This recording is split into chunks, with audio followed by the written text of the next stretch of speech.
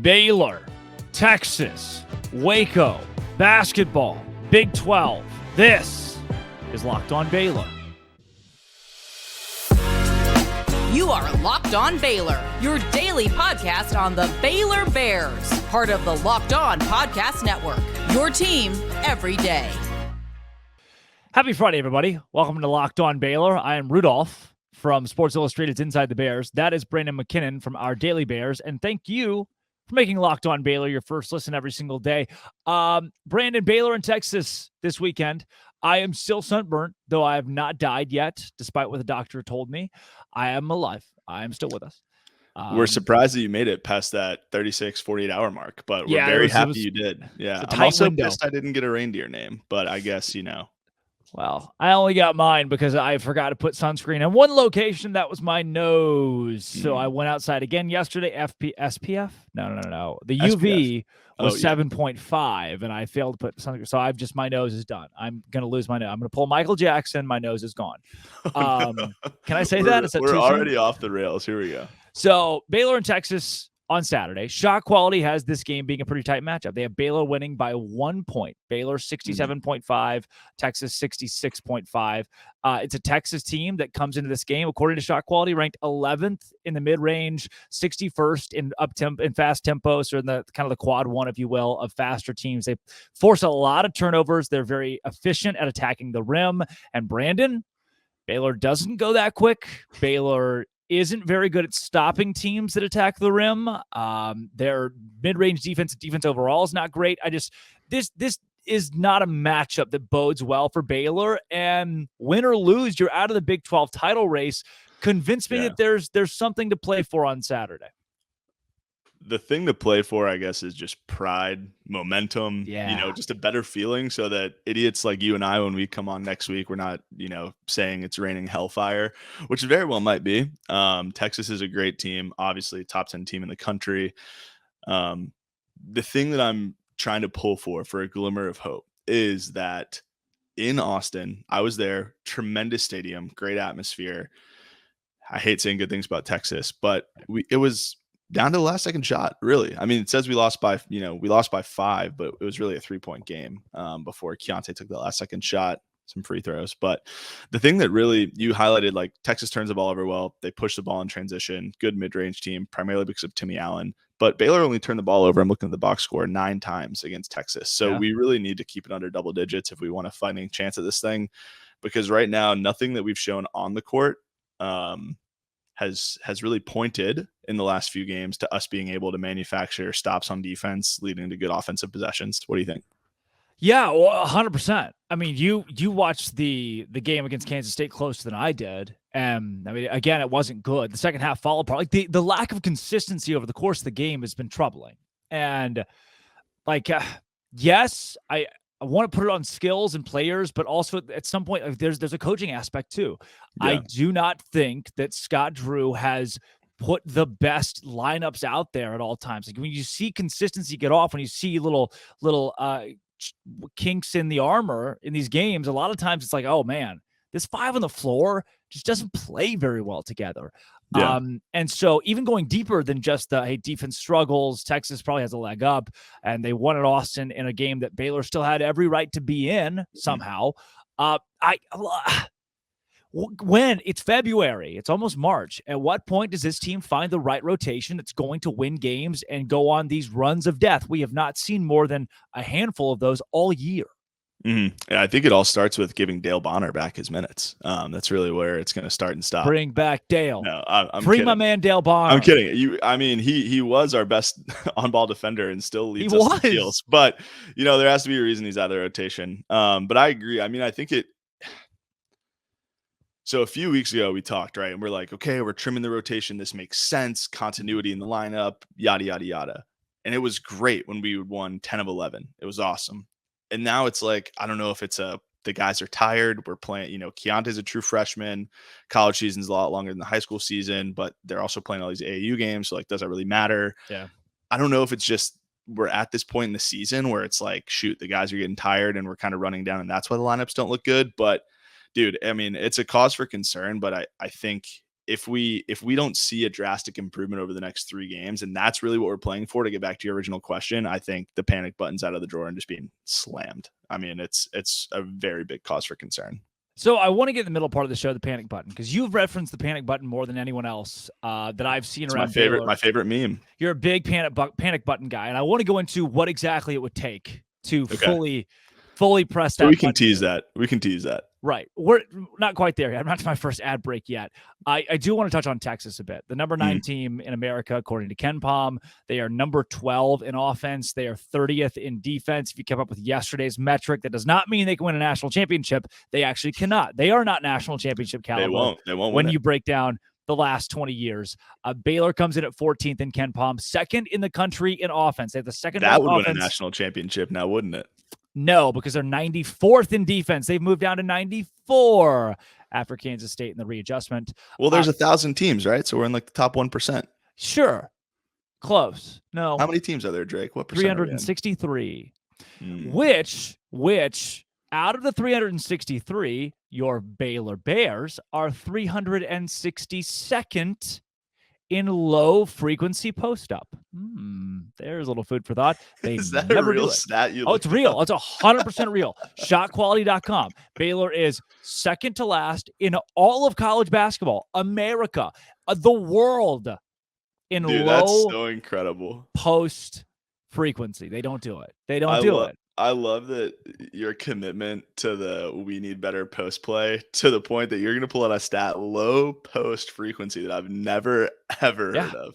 That is incredible. I go that deep into analytics. I'm that guy. So you're an analytics guy.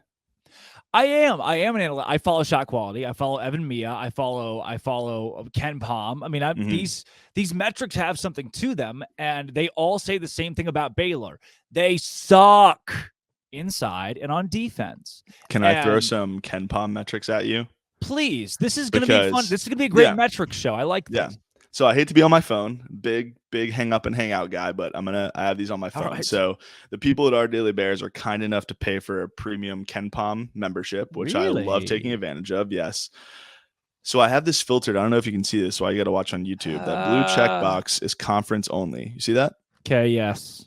I'm going to read you our defensive numbers in conference only out of 10 teams in the conference. Okay. Defensive efficiency. So this is basically saying how efficient our opponents are on offense and how lack of efficient we are on defense. We have a 110.2 rating. I don't know what that means, but what I do know is the number next to that is 10, which is last in the Big 12. That's why you see that top one that's bright red for the people at home on YouTube. Watch on YouTube. D1 average 104.7. So Baylor is basically 5.5 points worse per 40 minutes on defense than the average team in the country. Okay, let's do another one. Effective field goal percentage. I'm not trying to dance on our grave, but the numbers are the numbers. Our opponents shoot an effective field goal percentage of 53.1%, which is 10th in the Big 12. Last, again, bright red right there. D1 average, 50.5. So our opponents are getting 3% better. It doesn't sound that much, but on the plus side, on offense, our effective field goal percentage is 52%, which is first in the Big 12. It's literally Jekyll and Hyde on either end of the court. It's wild. This is the number that most startled me, and then I'll get off this. Our opponents are shooting 57.4% from 2-point range in conference play. That is good for 10th in the country. We're top 10, or 10th in the Big 12. We're top 10 in the Big 12. Yeah. We're top 10 in the Big 12. So what you're saying is right. The defense is tough. Obviously, it's going to have to tune up for us to make a run in March. But I almost feel like we're at the point in the season where it's like, we are who we are. Do we just root for 100 to 99 ball games and are we just having fun with it? Or do we just keep calling for differences? I don't know. Yeah, maybe. Gonzaga, number 1 offense in America. Number 87 defense. So we're better than Gonzaga. Number 2 offense, number 94 defense. And we are better than Gonzaga head-to-head. We did beat that team earlier this year. Brandon, panic button. Let's talk panic button. Because look, I want to put this into a bit of perspective. Baylor's good. Baylor's good at basketball. We're not making the case that Baylor's not good at basketball. But there are things that can be changed. Like, this isn't, it's not like this is, you mentioned you just call this your identity and move on. You don't have to. There are things to be altered why they haven't been, or if they're not working. Okay, we don't get paid to be the coaches, but they haven't been. Something needs to tweak before they go to the tournament. And if they aren't tweaked, then you press the panic button, which, to elaborate more on, we will do just after this. When I tell you about my favorite sportsbook in America, that is FanDuel. FanDuel is the number one sportsbook in America. The XFL was on last night. It'll be on the rest of the weekend, and I cannot wait. I'm a huge DC Defenders fan. I was on the Defenders before they won last week against the Seattle Sea Dragons. I will always be on the Defenders. They are 4-point favorites against the Vipers this weekend. Huge game against the Vipers. I got my Defenders all the way. I got my Defenders all day. I can't wait to watch the Roughnecks game. They play the Renegades. That's going to be huge. I think the Guardians the Battlehawks played last night against the Sea Dragons. Yeah, Battlehawks Sea Dragons last night. And then the Guardians play later this week against the Brahmas, maybe. There's just so much good stuff going on right now. So much good stuff in the XFL, and you can bet on all of it at FanDuel. I love the XFL. You right now put $1,000 in the DC Defenders. $1,000. It's a no sweat first bet. You get all your money back in free play if it doesn't hit. Just download the FanDuel Sportsbook app. It's safe, it's secure, it's super easy to use. Then you can bet on everything from the money line to point scores and threes drained. So all that. FanDuel even lets you combine your bets for a chance at bigger payout with same game parlay. $1,000 in bonus bets at FanDuel.com/locked on. FanDuel.com/locked on, the official betting partner of the NBA and Locked On. Brandon, panic button. What would it take for you at this point? There it is for the people on YouTube. Button. So I gotta watch on YouTube. That's the panic button. We love our podcast listeners, but you got to tune in for the video if you want to see the memes. Something about and the sunburn. What would it take right now? Are you close? Are you close to panic button time? Yeah, the panic button. The drawer is creaked open at the desk where I'm currently sitting after the K-State game. I was like, what happened? Another second half breakdown. And in my mind, in my own stupid brain. Can you give me like a little, what happened? You were like, what happened? Just like that. Yes. In my own dumb brain, I was like, oh, they're just tired. And this is fine. And then I watched the game again and I was like, that's when the drawer opened. We heard the creak. My wife's like, why is the drawer open in the office? Close the door. I'm like, well, the panic button needs to be accessible, So, but in order for me to actually slam it, I think we'd have to look like absolute trash against Texas, which I don't think is going to happen at home. But if we lose on the road to Oklahoma State, Drake, I will lose my mind. I will go on a tirade. I will hit the panic button. It'll be game over. That's where I will draw the line because we are so much better team than Oklahoma State. Yeah. I know it's hard to play on the road. I'm kind of tired of this whole, the Big 12 is best conference in America. Every loss is great. It's like, no, if you look like crap, you look like crap. You play bad basketball. That's when I would hit the panic button. I don't think we lose at home to Iowa State. They don't really scare me that much. If you're telling me that Gabe Kalsher is going to be the one that breaks us down, I'm not too concerned, even though we've already lost to them.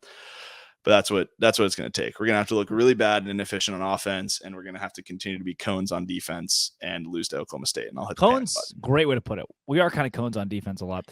Brandon, I want to what you. So this is just we brushed past the Texas game a little bit here. Yeah, that's on us. You said that's not even on us. It's on you right here. That's on me. You said like panic button, and then you went to Oklahoma State. So does that mean you've just written off this Texas game as a win automatically?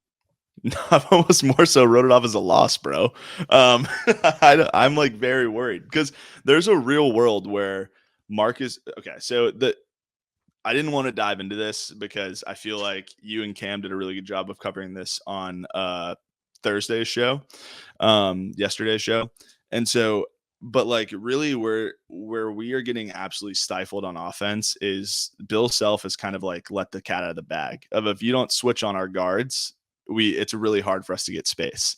And that's exactly what Tang did. They didn't really switch much. They made it really difficult for us to generate offense. And I think that Texas, who's one of the best defenses in the Big 12, can do the same thing. So I'm very concerned that we lose to Texas. I'm just hoping it doesn't happen. So that's kind of why I brushed past it. So level of concern. Level of panic button for the Texas game solely is high. Yeah, but I'm it's almost like so high. Again, like I said, it's in my dumb brain that it's like, okay, this is going to happen. I'm still going to go. I'm going to cheer. It's going to be great. But I am very worried. Now, if we come out and we lock them down and like their best shots that they're getting, on shot quality is like a Timmy Allen elbow jumper, then I'm like, okay, that's fine. Mm-hmm. But I also see a real world where like Marcus Carr and Tyrese Hunter dribble around everybody and Serge Rice goes 6 from 7 from 3 off the bench. Like that world very much exists. I think more so than us locking them up on defense. Texas has won 3 of their last 4. Their only loss being at Texas Tech. The other 3 wins being at home. They blew out Iowa State, blew out West Virginia, had that weird overtime game against Oklahoma. Baylor obviously has lost 2 straight against Kansas State and Kansas. ESPN has this game at a 57% chance for Baylor to win. And Baylor currently boasts the best freshman basketball player in America. Wait, so okay. All right. I can't tell if you're trying to like make me take the bait. Did some news just break that Brandon Miller's not playing anymore? No news broke, but it has got to be coming, man. You heard it here first on Locked On Baylor that Brandon Miller has been ruled ineligible for the rest of the NCAA basketball season. Yeah. Which I can't say for sure, but again, when you provide someone a murder weapon, not a political podcast, and then you pick them up from said murder, you're probably not going to be playing a lot of college basketball coming up. That sounds like what you would define as an accessory to a crime, which seems like something you could be charged with. I think Keontae George is the new best freshman in America. Maybe he moved up a draft spot, possibly. I'm in. Dude, what's crazy, though, is that Brandon Miller went for 41 in the game immediately after. He's like, this is my last college basketball game. If you're new to this and don't know what we're talking about, Brandon Miller, freshman from Alabama, leading scorer amongst freshmen in America, probably the SEC Player of the Year. Came out in the last 72 hours that he provided a gun to another Alabama player who murdered a 23-year-old woman. And then he picked up the player from the scene of the crime, the nightclub that he was at, the other player was at. So this all happened like January 15th, I think was the date that happened, January 15th. Mind you, the game after the January 15th murder, Brandon Miller goes for 31 points, just like best performance of the season. The game after it comes out that he was an accessory to murder, he drops 41. So, like, big back against the wall player. Really, no pressure, no diamonds for Brandon Miller. No, I say that in jest. It's actually really sad. Back to Baylor and Texas, because I feel like we don't need to do this. But this was my segue into Keontae George. Keontae George, who was really good for Baylor in the first half against Kansas State, really good for Baylor in the first half against Kansas. You've seen that consistently out of the guards, LJ, Adam, and Keontae. They're really good in one half, and they drop off in the other. Flagler against TCU sucked in the first half, was insane in the second half. Cryer usually really good in the first half and drops off in the second half. And Flagler against Kansas State just bad in both halves. But these guards, like, I can't tell, Brandon. I can't tell. I want to know. Which one is it? Which one's the key? Is it still key? I feel like it is, but the Keontae thing doesn't make sense to me because you watch just as much basketball as I do. Sure. And dude, it feels like there's every game or every other game at least there's a 4 to 5 minute stretch where you're like, oh my God, Keontae is the best player in America. And then I don't know if it's like a confidence thing and he like defers to the vets and like the freshman mentality breaks in. It doesn't seem like he has that because when he's going off, it's like Bulldog, I'm the bleeping best player on the court. Like no one can guard me. Yeah. Which I love. Like he turns around and like talked like crap to boosters, like in Manhattan. Like he's talking crap to like Kansas State boosters. Like doesn't matter. But then it seems like out of nowhere, he just disappears and it doesn't make sense to me. I don't know if it's, I don't know what it is. What do you think it is? Because I do think he's the key. I really do. He's the guy that can create his best shot. Maybe it's freshman stuff. Sometimes he's too confident. Sometimes it's like, Keontae, what are you doing? But then sometimes he's too passive. Like, where's the middle ground? Why are we shooting there and right now? After the Texas game, felt like he was a little more reserved after the loss to Texas because he took so many bad shots. So many bad shots down the stretch that just didn't go. A lot of the time he's doing, I mean, I'm not trying to defend him and I'm not trying to cut you off because I know I just asked you a question and now I'm interrupting your answer. I apologize. But I feel like a lot of the time he takes these shots because it's like, our offense is dribble handoffs, 4 guys around the perimeter. No one gets a paint touch, so you can't really create open space for shooters to move and guys to get out of position on defense. And so I think he gets the ball in his hand on the last like rotation and last dribble handoff, and he looks at the clock. He's like, there's 10 seconds left in the shot clock. We've been playing pickup sticks for 20 seconds. What do I do now? And he relies on his athleticism. Did you say paint touch? Yeah, is that a thing? Touch. It is. People try to get the ball in the paint in basketball. It's this new thing, actually. Because see, the team that I root for, I don't. There's this new guy coming up that's really good at it, named Kareem Abdul-Jabbar. I don't know if you've heard of him. He's great in the paint. Yeah, Baylor could use. He's really revolutionizing. Was Karl Malone good in the paint? He was actually so good that they said he always delivered and was called the mailman. Yeah, really wild stuff. Yeah. Brandon, what's interesting about, because look, I would agree with you, and I think that's a conversation to dive into. The offense looks stagnant a lot. It's like, all right, one guy's going to dribble for a while, and then either he's going to shoot it or he's going to pass it, and the next guy's going to shoot it. There aren't a ton of assists. It's not meaningful passes, though, dude. No, they're not meaning. It's like, that guy's open on the wing. I'm going to pass open. That guy's guarded on the wing. I'm going to pass it to him, whatever. Or the pass is like a Patrick Mahomes like shovel pass on a motion. It's like an underhanded push, and then they just go around each other. And then it goes off of Caleb Lohner's hands out of bounds. We had made it this far. Sorry, Caleb. The Baylor Bears are the third best team in America, according to Shot Quality, at good spacing on offense. What? I know. You know what that tells me? You know what it tells me? They say, because I thought about it for a while. I was like, how? Because they don't ever use it. It's just like spread out in ISO. They call that good spacing. That's exactly what. Well, it's great spacing. It's not meaningful spacing. Yeah, it's not meaningful, but it's spacing because it's, hey Caleb, just go stand in the corner. Leave Caleb alone, bro. Hey Jalen, if you just go stand in the corner over there, and maybe your defender will stand with you, that would be cool.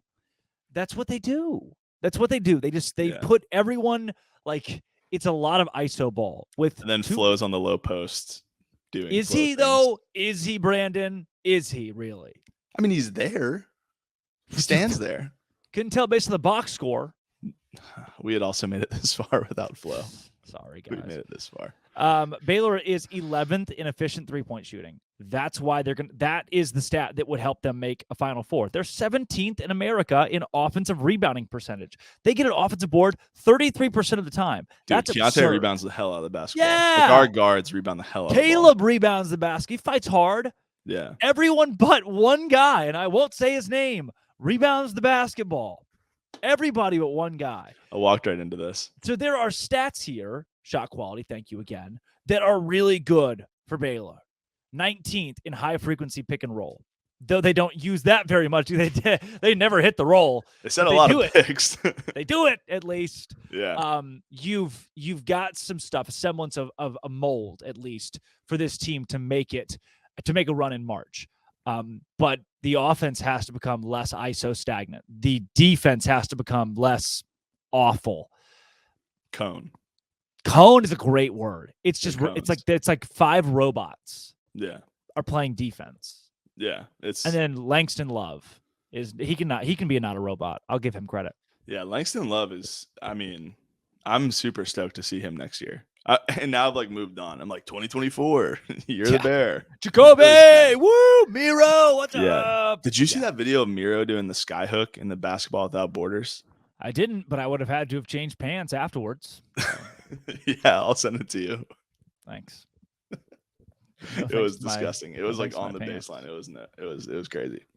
I want to know your thoughts on the Texas game though, because like I've been rambling. I've kind of been negative, which is rare. I've already started talking about Miro and Jacoby and Langston next year. What do you think is going to happen Saturday? I think it's going to be like honey roasted peanuts. I think this game is going to be like Fisher honey roasted peanuts. Another reason to watch on YouTube because Drake roasted. has a handful of nuts. And it's because while they are sweet and good, and I like them, they have a coarse texture. They can hurt. They can hurt. You eat too many honey roasted peanuts, you get too much of these. You get 40 minutes of honey roasted peanuts, and while they're sweet and you like them, they will hurt you in the end. And I think that's what's going to happen. They've already had 1 3-game losing streak in Big 12 play. The Big 12 championship's not in line. The only thing left to play for, literally the only thing left to play for, is seeding in March. Yeah, and momentum. I don't think that's enough to carry Baylor into a win on Saturday. Though they're at home, so I want to eat crow. I want to eat crow and say Baylor is going to win this game, or I want them to win, so I eat crow. But I think I'm siding with Texas right now. Yeah. Who is the better basketball team? Texas is the better basketball team. They are.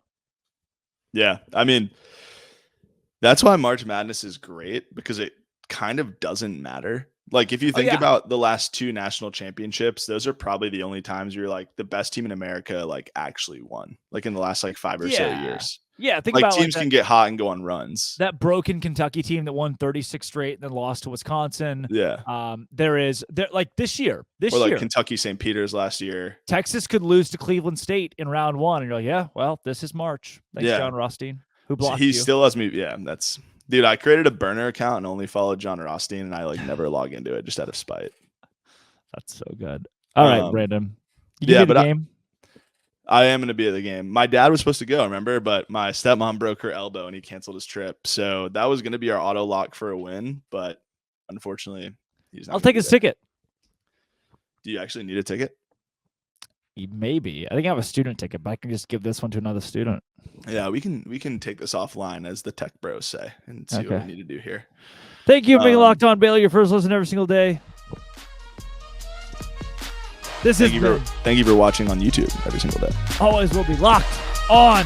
Brandon McKinnon from Our Daily Baylor. I'm Greg Cole. I'm Sunburn. Baylor.